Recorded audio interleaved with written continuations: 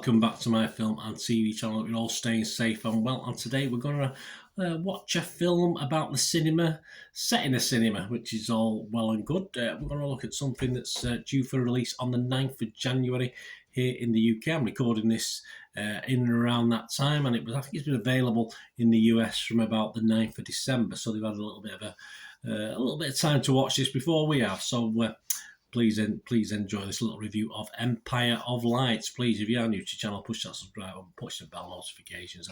I'm trying to get some likes for this as well. So if you're pushing buttons, push that little like button as well if you can. I'm trying to get at least 10 likes for these film reviews. I do reviews of TV and film, information blogs, quizzes, stuff like that. So lots of different things. So it'll be great to have you on board and spread the word. Yes, Empire of Light. It's a 15 certificate because there's some violence in this film, which probably pushed it to a 15. 115 minutes, or just under 2 hours. And it's classed as a romantic drama, sort of like a modern period drama as well, obviously set around about the 80s. Written and directed, of course, by Sam Mendes, I think, during COVID.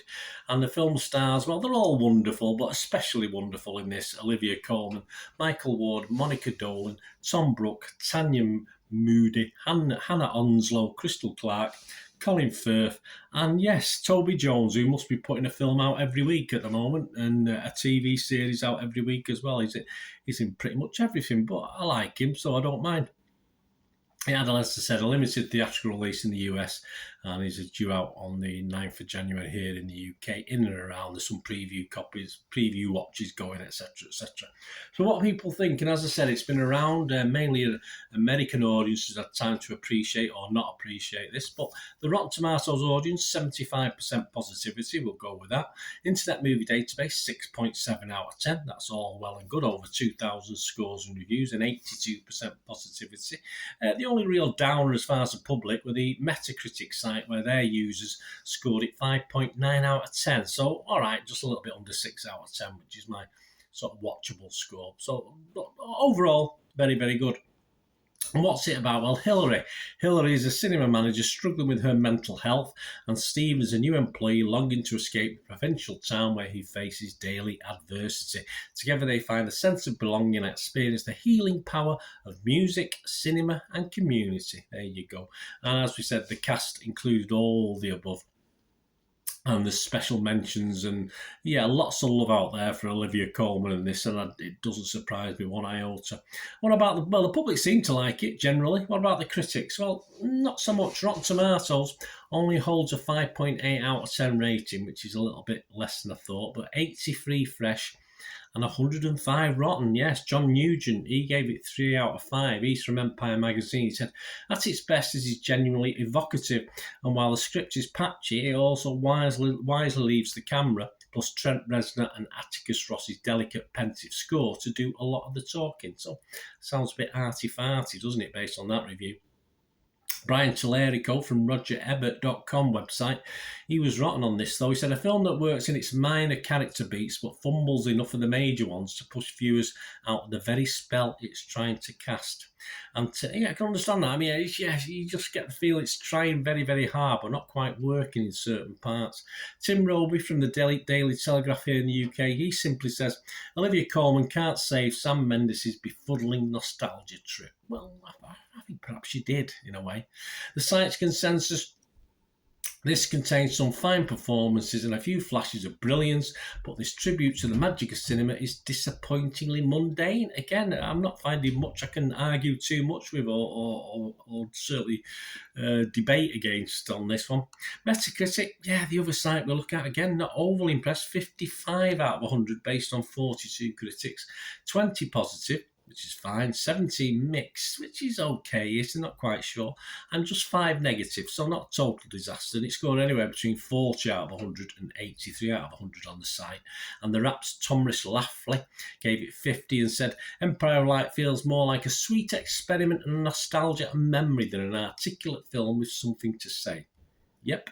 The playlist Gregory Elwood, though, he liked it a little bit more. He gave it 75 out of 100. He said, despite Deakins and Mendes' shorthand in framing gorgeous images, there are moments, especially in the second act, where the film could simply use a bit more energy.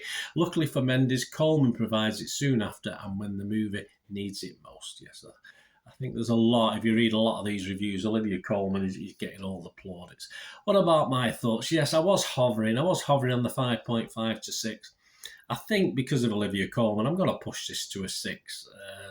It's popular with the public, probably more popular than the critics, but I wasn't totally won over overall by the time I'd watched the nearly 2 hours. It's interesting. It's a moment in time. It's a moment in time. All right, I wasn't there at that picture house at the seaside or anything similar, but it's a moment in time I lived through. And I think the wonder of the picture house, which certainly as a kid for me worked in the late 60s and 70s, and we're talking the 80s when it was perhaps being run down a little bit, wasn't it? But the wonder of that, which I think the film tries to portray to some extent, doesn't quite really get over. It doesn't quite really grip you. For me, it could have been filled. Could have filled the 2-hour runtime a little bit better. We only get a brief insight into many of the characters on screen, and obviously Coleman gets a lot more, if you like, backstory and information. Some of the others I wanted to know a little bit more about them. I wanted to invest in them perhaps a little bit more than I did.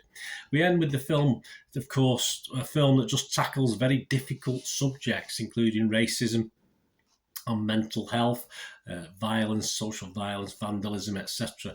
But overall, and above all that, it's just the standout of Coleman's performance. Sadly, most other things around it fail to really work. There are poignant parts, there are very depressing parts, of course, as you'd expect with the violence and racism, etc., etc.